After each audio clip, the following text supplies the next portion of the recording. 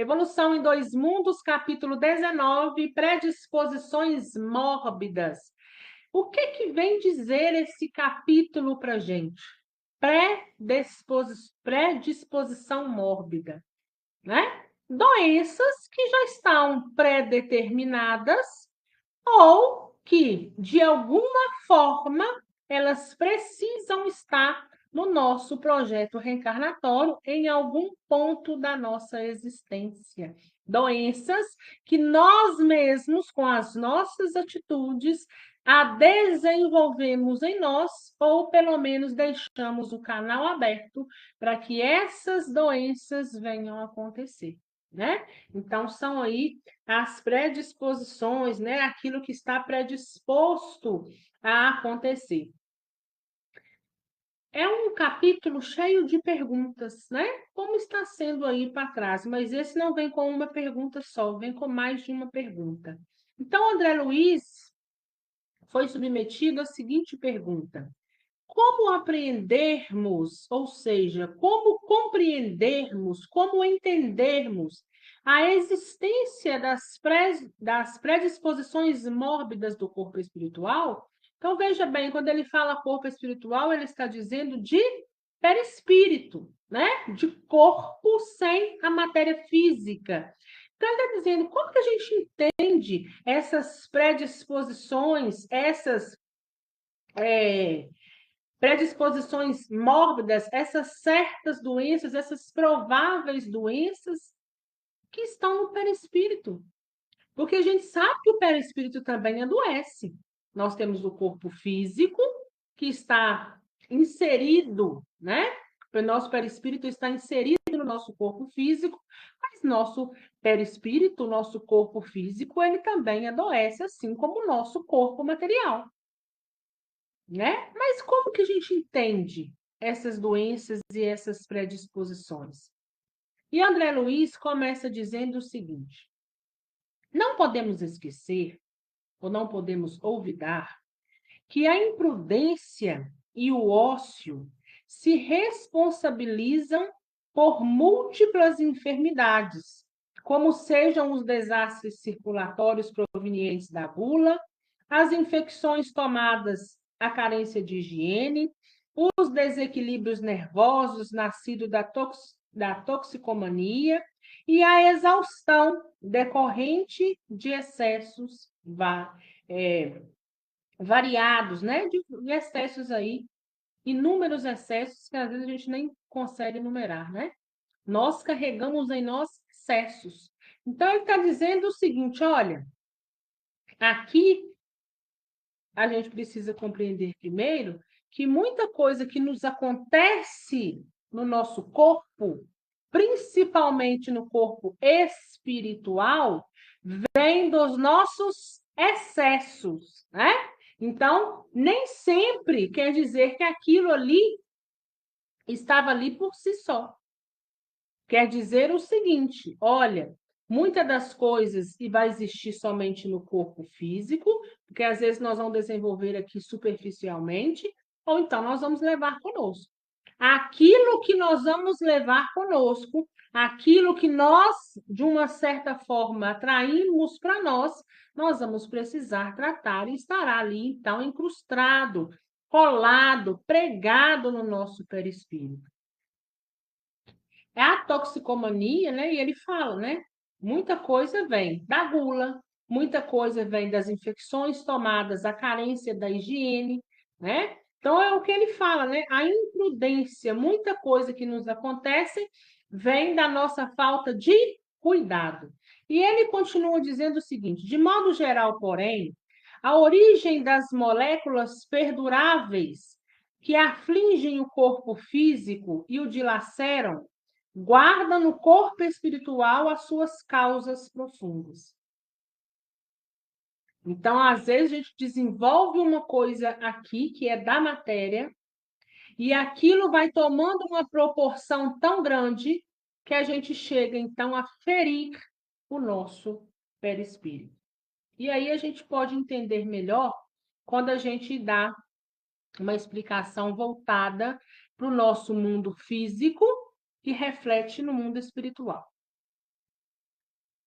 Quando a pessoa tem o vício da gula, porque os vícios são muitos, né?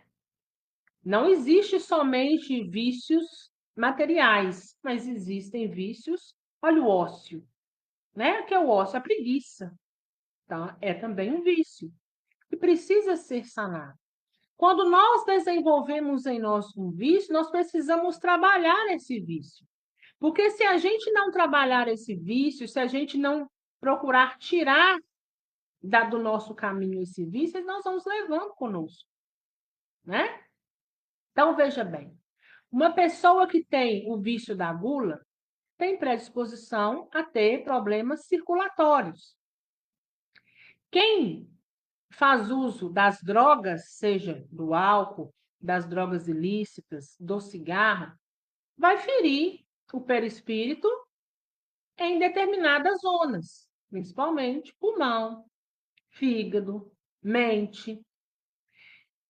E nós vamos levando isso conosco. O corpo físico, em um determinado momento, vai o quê? Morrer. Mas nós vamos levando conosco esses vícios. Por isso que é muito comum da gente encontrar pessoas, espíritos que desencarnam e estão do outro lado cultivando o mesmo vício que tinha aqui nas zonas inferiores. E eles continuam cultivando por quê? Porque a mente acredita, quando a gente pensa, a gente cria, né? E no mundo espiritual não é diferente, principalmente lá. Faz ainda mais efeito. Então, se eu penso como espírito, eu crio, eu plasmo. Então, vou levando comigo o entendimento, a convicção de que eu posso e devo continuar da mesma forma que eu estava aqui. Nós sabemos que para que a gente possa passar por uma dimensão superior, nós precisamos o quê? Purgar determinadas coisas e os vícios são deles. Então, se eu leso o meu perispírito no fígado, em algum momento da minha existência, eu vou precisar reparar. Lembra? Por um ato mal feito nosso, nós precisamos arrepender, reparar e expiar. Eu arrependo, eu reparo, mas eu preciso passar. Eu preciso sentir na carne. E isso não é culpa de Deus, não é vingança de Deus. Nós já vimos isso, né? Somos nós que atraímos para nós determinadas situações. Continuando. A recordação dessa ou daquela falta grave, mormente daquelas que estão guardadas no espírito, sem que o desabafo e a corrigenda funcionem por válvulas de alívio às chagas ocultas do arrependimento, cria na mente um estado anormal que podemos classificar de zona de remorso, em torno do qual a onda viva e contínua do pensamento passa a enovelar-se, a envolver-se em circuito fechado sobre si mesmo, com reflexos permanentes na parte do veículo físico-psicossomático, né, que é o corpo físico, junto do perispírito, ligada à lembrança das pessoas e circunstâncias associadas ao erro de nossa autoria. Né? Então, ou seja, aquilo que nós não resolvemos, nós levamos conosco. Quando ele fala aqui que nós temos no nosso espírito lembranças, né, guardadas, e muitas das vezes essas recordações elas são negativas, né? Então, se eu não utilizei do desabafo e nem da corrigenda, para quê? Para que funcione, né? Para aliviar essas chagas ocultas, eu preciso, em uma outra oportunidade, então, fazer esse exercício, ter o arrependimento, ter a reparação preciso passar pela expiação. Então, por isso é tão importante que quando a gente tem um problema diante da vida, a gente resolva essas questões hoje. E que a gente, à medida do possível, porque a gente sabe que ser modelado, ser moldado dói, mas a gente ainda assim precisa ir fazendo essas corrigendas em nós. Aqui nós falamos de vícios que muitas das vezes são da matéria, mas nós precisamos também olhar os vícios morais. Existem vícios da matéria, que fere o perispírito, e existem vícios que já está em nós e que está ali, de uma certa forma, criando até mesmo larvas mentais e devorando determinadas partes do nosso perispírito. Né? Tudo pelo quê? Pelo que a mente vibra, porque cada um de nós, então, carrega. Então, o tempo de corrigir é hoje, é agora. Não deu certo hoje, amanhã eu vou tentar, e vou retentar, e vou tentando. Eu vou tentando modificar. Eu vou tentando tirar um véu sobre determinada situação. Para quando eu passar por aquela situação novamente, se eu me defrontar com ela já não vai ser para mim mais como ela era lá quando eu comecei a dar, então, o primeiro passo. Estabelecida a ideia fixa sobre esse nódulo de forças mentais desequilibradas, é indispensável que acontecimentos reparadores se nos contraponham ao modo enfermiço de ser, para que sintamos exonerados desse ou daquele fardo íntimo, ou exatamente redimidos perante a lei. Então, olha lá, nós temos esses desequilíbrios precisam passar por reparação, né? Quando a gente passa por essa reparação, né? Quando a gente, então, tira da gente um determinado fardo, nós estamos quites aí perante a lei de causa e efeito e perante nós mesmos. Porque muitos de nós levamos chagas, não só chagas materiais, mas vamos levando chagas que trazem em nós o remorso. E aí, quando a gente vivencia uma determinada situação, né? A gente, então, logo acende a luzinha. Uma mulher que aborta muito, aborta, aborta, aborta, aborta, aí chega um tempo que não está lesado somente o perispírito, mas está lesado também o corpo físico. Aí chega um determinado tempo que quer ter filho. Aí o corpo já não aguenta mais. Mas aí, quando acontece de ter um filho, esse filho tem uma morte muito prematura. E aí vem o remorso, né? Tantos que eu já joguei fora, agora quando eu quis um, eu não tive também, né? Então a gente precisa, nós precisamos passar por determinados pontos, e um desses pontos é a reparação e a expiação, quando temos em nós algum ponto em desequilíbrio. Então aí, quando aprender de fato a veracidade dos atos, as consequências desses atos, lá na frente vai pensar 10 vezes antes de fazer qualquer outra coisa parecida, né? E não digo só do aborto, não, viu, gente? É só um exemplo, né? Mas várias coisas que a gente precisava ter feito e a gente não fez, e por alguma razão nós tivemos aí, então, uma consequência negativa. Consequência negativa precisa de reparo.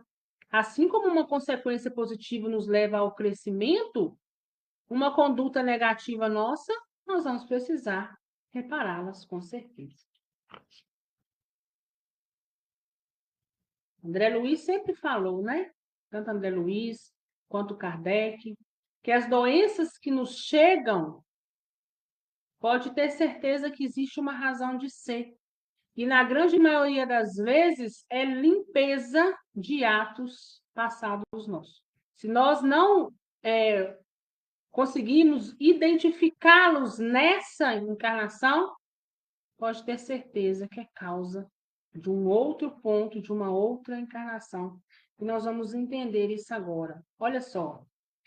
Essas enquistações, ou seja, essas concentrações de energias profundas, no imo de nossa alma, expressando as chamadas dívidas kármicas, por se filiarem a causas infelizes que nós mesmos plasmamos na cera do destino, são perfeitamente transferíveis de uma existência para outra. Isso porque, se nos comprometemos diante da lei divina em qualquer idade da nossa vida responsável, é lógico que venhamos a resgatar as nossas obrigações em qualquer tempo, dentro das mesmas circunstâncias nas quais patrocinamos a ofensa em prejuízo dos outros. Se eu passo por uma determinada situação nessa encarnação e eu não a identifico, pode ser, com certeza, que é de uma outra reencarnação. E olha o que ele fala, né? Se nós nos comprometemos diante da lei divina, que é a lei de causa e efeito, em qualquer idade da nossa vida responsável. Que vida responsável é essa? A partir do momento que minha mente está preparada, que eu sei o que é certo e o que é errado, né? Então, aquelas coisas que ficam lá para trás, enquanto crianças, enquanto tem hora que até quase entrando ali na adolescência, não é isso. Quando eu tenho uma mente madura, quando eu tenho consciência das coisas, né? Eu sou responsável por aqueles atos, então, que eu cometo ali. Então, se eu sou responsável e nós prometemos a nós mesmos, diante dessa lei, que nós temos esse comprometimento, nós podemos, então, resgatar as nossas obrigações em qualquer tempo. E que tempo é esse? Em qualquer tempo da linha de evolução. Eu posso estar nessa vida resgatando algo de uma vida, de 3, 4 vidas para trás, mas eu posso perfeitamente, na minha próxima encarnação, estar resgatando, passando por determinados pontos de reparação e expiação de falhas, faltas que eu contraí nessa existência. Né? Então, olha como a gente é um fio da meada, né? A gente vai se estendendo por toda uma linha essa da eternidade, linha essa de desenvolvimento espiritual de cada um de nós. É assim que o remorso provoca distonias, né? Provoca perturbações diversas em nossas forças recônditas, nossas forças profundas, desarticulando as sinergias do corpo espiritual, criando predisposições mórbidas para essa ou aquela enfermidade, entendendo-se ainda que essas desarmonias são algumas vezes singularmente agravadas pelo assédio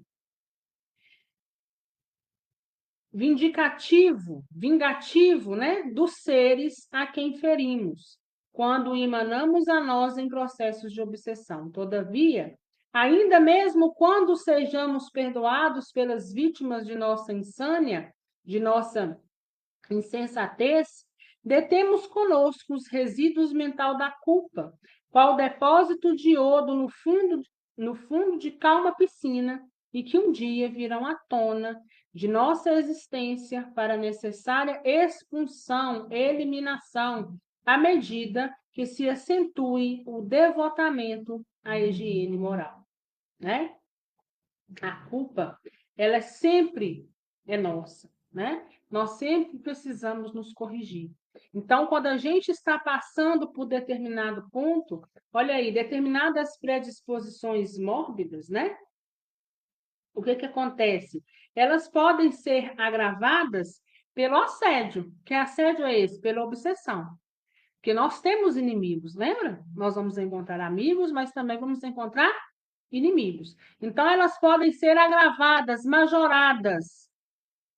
E quando esses inimigos me perdoem, ainda assim está incrustado em mim o remorso das faltas que eu cometi a alguém, que eu cometi com alguém, né? Para alguém. Então, por isso a necessidade. Se eu posso hoje perdoar alguém e não ficar alimentando ódio por aquela pessoa, vai tirando essas coisas do seu caminho. Se eu consigo fazer isso hoje, deixa que eu já vou resolvendo isso aqui. Para que a gente não vá levando, não vá se arrastando para outra existência. Porque enquanto nós tivermos que reparar ou que expiar um ato negativo nosso, enquanto não houver essa reparação ou essa expiação, nós não poderemos e não estaremos aptos a estar na classe dos espíritos puros.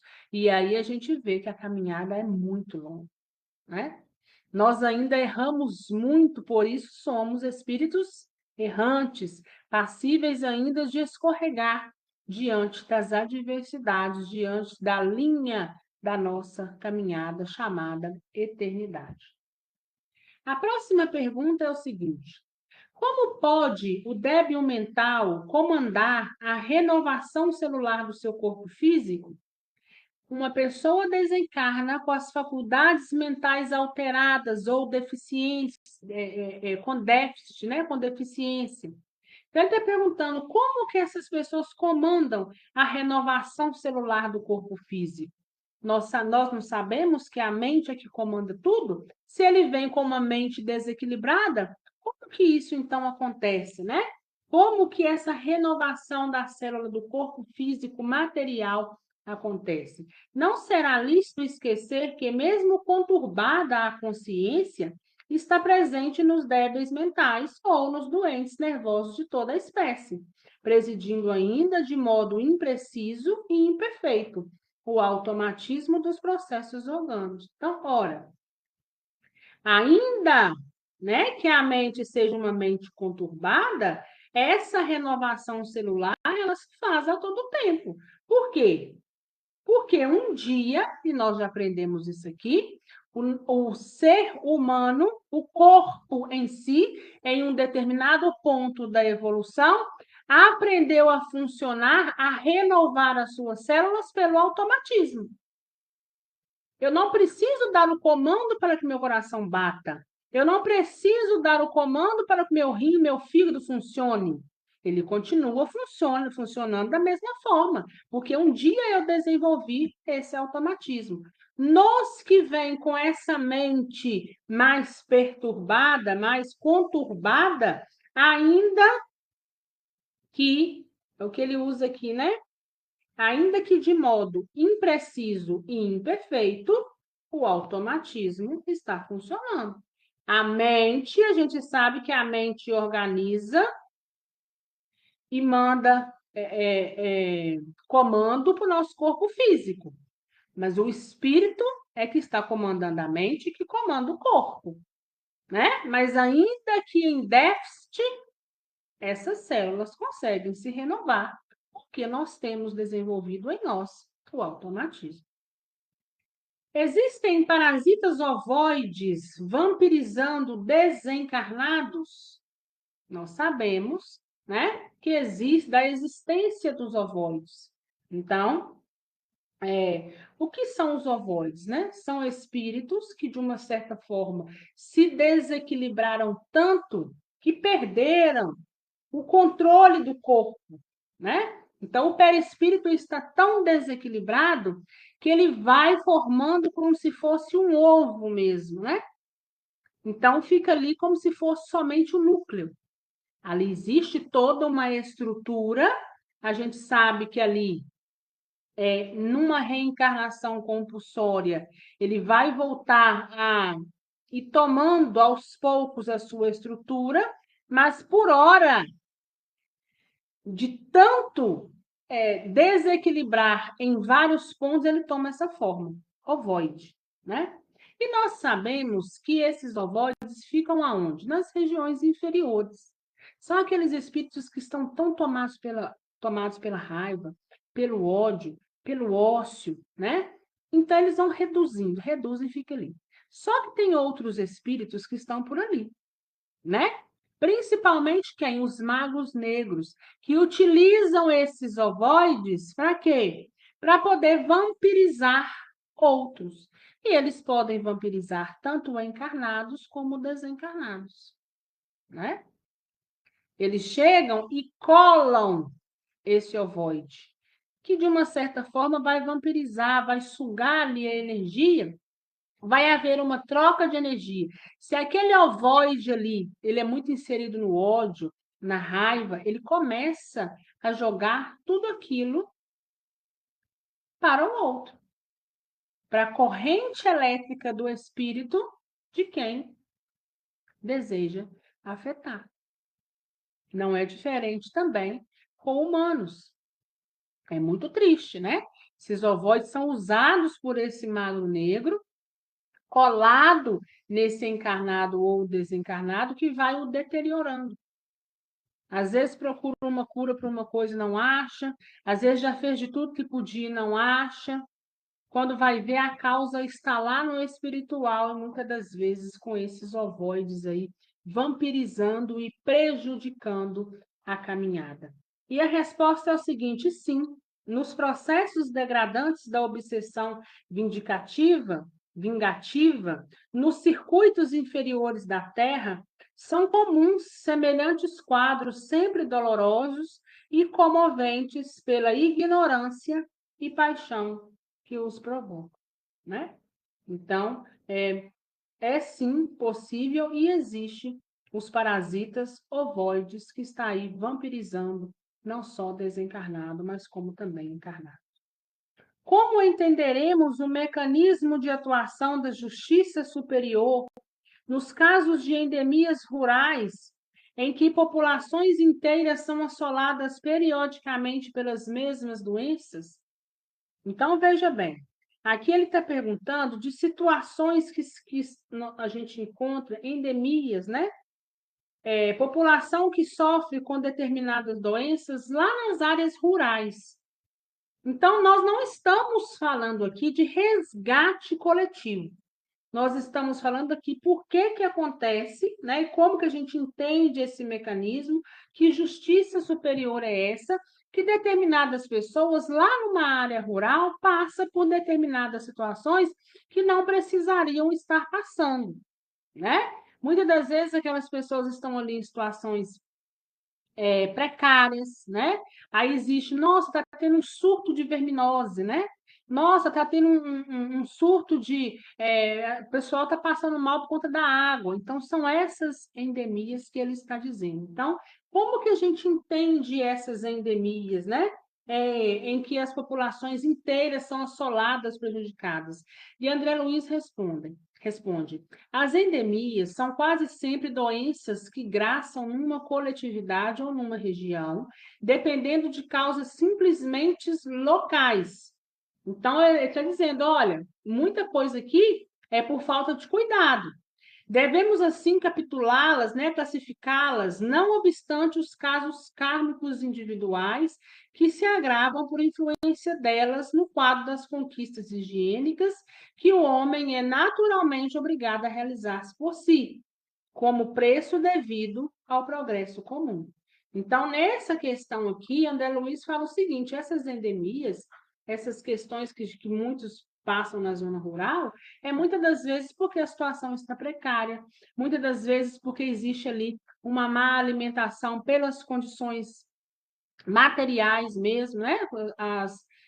Não tem recurso para uma alimentação adequada, descarte inadequado de lixo, descarte inadequado de esgoto, e que muitas vezes vem trazendo prejuízo para aqueles que ali se encontram, né? Claro que vai ter um ou outro ali que pode ter aquilo no seu projeto reencarnatório, pode, né? Mas só que todos viver um karma por conta daquilo ali, e especificamente, não. Precisa-se, então, de cuidado, né? Precisa de mais olhares dos nossos governantes, daqueles que estão lá em cima, daqueles que têm poder para poder mudar muita realidade. Quantos lugares a gente ainda Às vezes, para nós, é uma coisa muito distante, mas quantos lugares que ainda hoje a gente vê falar assim, nossa, não sei quantos por cento da população não tem esgoto, não tem tratamento de esgoto, não existe água e esgoto encanado, está tudo a céu aberto. Então, aquilo ali vai trazendo doenças de fato, né? São o pessoal que, de uma certa forma, estão o quê? Mais esquecidos, mas que está necessitando, então, de cuidados. No estado comatoso, no estado de coma, onde se encontra o psicossoma do enfermo? Junto ao corpo físico ou afastado dele? Quando está em coma, alguém está em coma, onde que está o espírito dessa pessoa? Está junto dele ou afastado dele? E a resposta de André Luiz é o seguinte: no estado de coma, o aprisionamento do corpo espiritual ao arcabouço físico ou a parcial liberação dele depende da situação mental do enfermo. Então, a mente é que o coordena. Se ele acha, não, eu posso me desprender, ele vai se desprender. Se é uma pessoa que está muito agarrada à matéria, não, o corpo é meu, eu tenho que ficar aqui, eu tenho que vigiar esse corpo, fica ali do lado do corpo, né? Outros pode já ter dado uma andada, uma passeada, voltado, verificado, andado de novo. Então, tudo vai depender da consciência daquele enfermo, né? O corpo físico está inerte, o corpo físico continua funcionando, porque ainda não foi desligado os liames, ainda está ali, né? Corpo e espírito estão juntos, apesar do espírito poder se emancipar sem problema nenhum, mas a questão é o seguinte: o corpo físico está em pleno funcionamento, porque nós desenvolvemos o automatismo e nós não estamos desligados, né? Não desencarnou, vamos dizer assim, aquele que está em coma ainda não desencarnou. Então, é perfeitamente possível, por isso que a gente tem muitos EQMs, né, que são as experiências de quase morte. Pessoas falam, nossa, eu não vi nada, eu fui para tal lugar, eu passei para não sei na onde, eu vi não sei quem, né? E depois eu voltei. Mas tem aqueles que ficam ali, principalmente quem é muito apegado à matéria, muito apegado ao corpo físico, a tendência é ficar ali vigiando o corpo mesmo, né?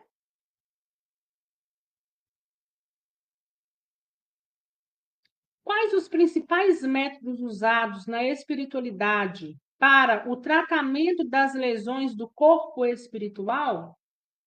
Nós sabemos que existe a medicina terrena que a utiliza para tratar o corpo físico. Nós precisamos da medicina terrena?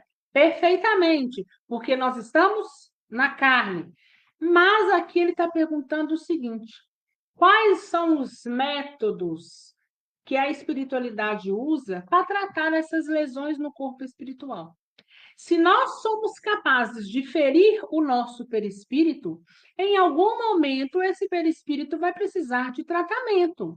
Lembra do André Luiz? Que chega com aquela ferida aberta, né? O perispírito nos dava a impressão de uma ferida apodrecida. E ele não teve aquele tratamento do Lísias? Pois então, é isso que eles estão perguntando. Como que é feito esse tratamento no corpo espiritual?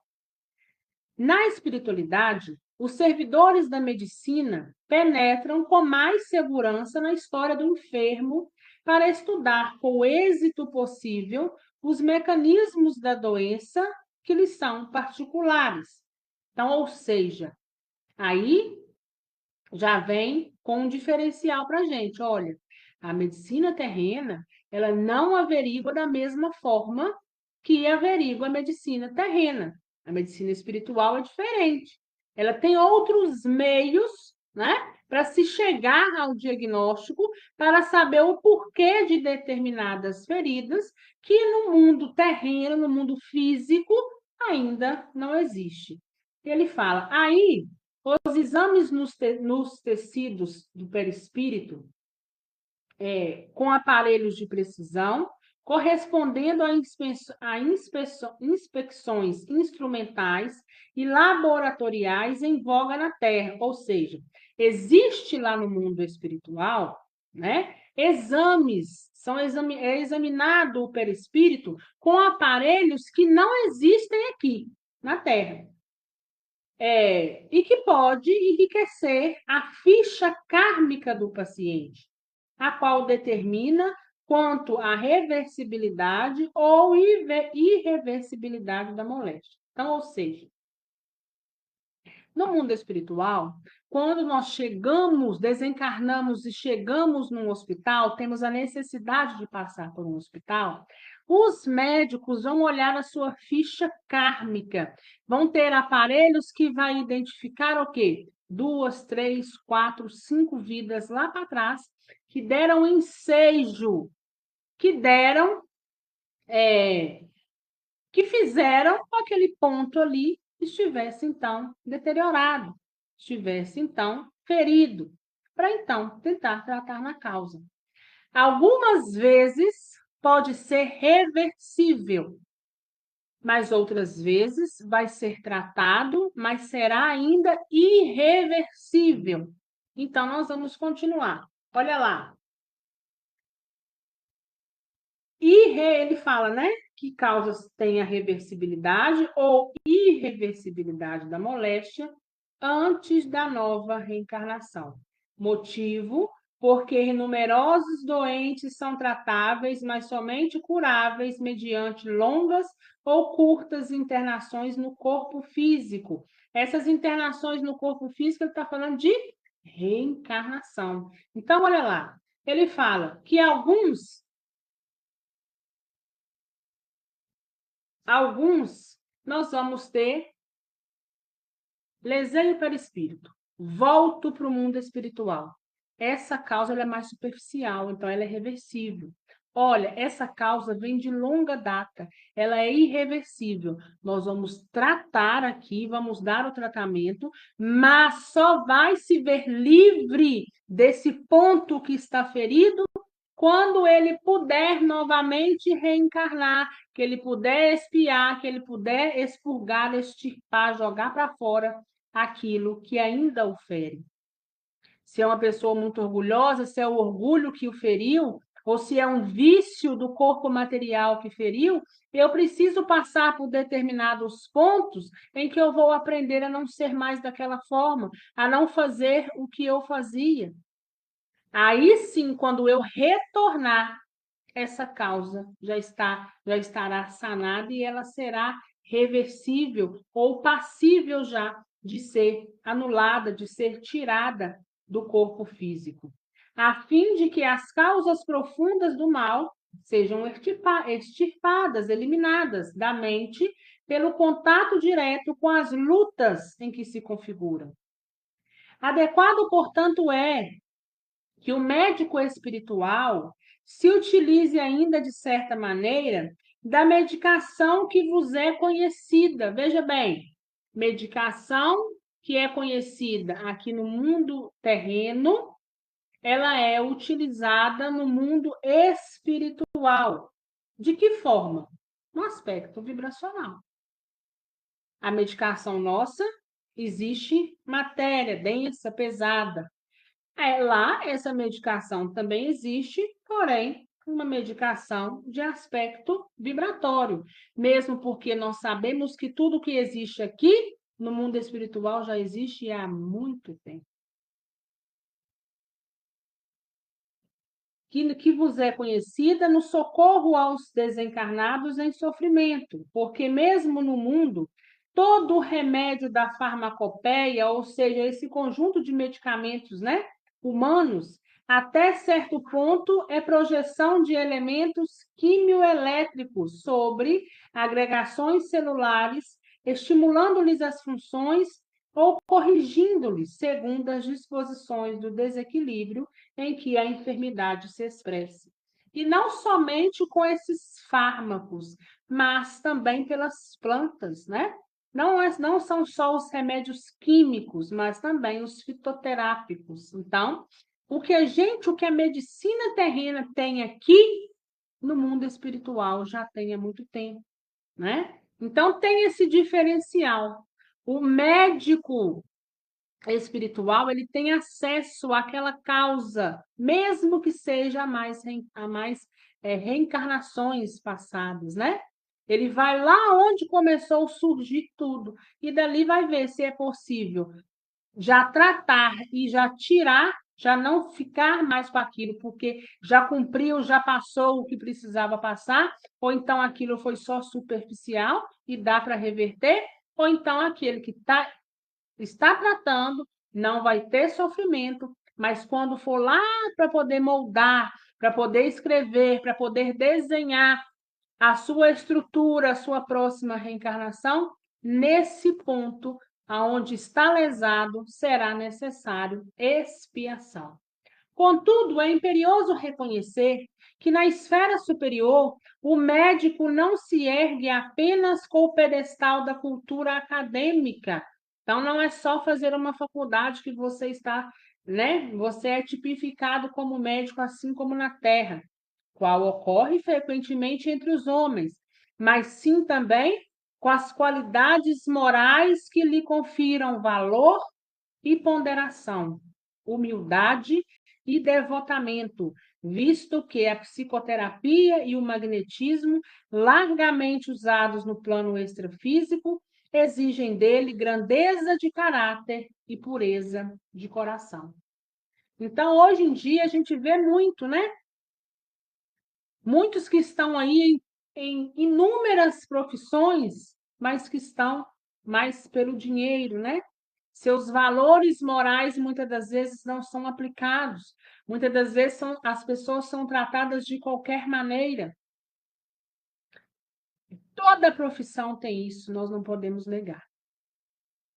Então, nem sempre o médico terreno é médico espiritual, porque o médico espiritual, ele precisa de ter inúmeras características, né? E quando ele vem falando aqui que o médico terreno, não, o médico espiritual não é igual ao terreno.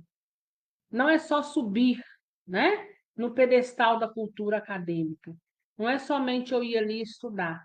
Além de eu estudar no mundo espiritual, entender também essa estrutura e como funciona, eu preciso ter qualidades morais que me confira valor. E que valor é esse? Humildade e devotamento, ponderação, grandeza de caráter e pureza de coração. E aí a gente lembra do Dr. Bezerra de Menezes, né? O médico dos pobres, o médico que tudo fez, que terminou sem nada, mas diante da lei de causa e efeito, tudo teve. Tanto que até hoje é o responsável pelas falanges de médicos espirituais e de médicos terrenos que estão aí sobre a terra. Que nós possamos desenvolver em nós não só a pureza, não só a honestidade de caráter.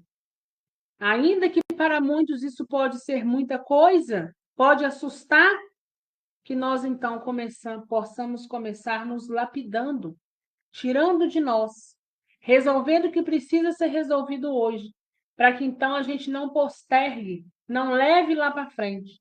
Então, se está de mal de alguém hoje, consegue fazer as pazes, consegue liberar o perdão, perdoa e segue, porque isso vai fazer bem para você. Você vai tirar de cima de você determinadas cargas que não precisa carregar. Se hoje eu tenho um vício, eu tenho que trabalhar nesse vício, para que lá na frente a minha carga seja mais amena, menos pesada. E assim, nós vamos criando cada vez mais consciência dos nossos atos, consciência de quem somos, consciência de onde nós queremos chegar. Porque lá na frente existe Jesus nos acenando e dizendo: eu estou aguardando. Jesus está nos chamando o tempo todo. Que nós possamos ter um pouco mais a cada dia consciência de nós mesmos. Alguma dúvida, gente?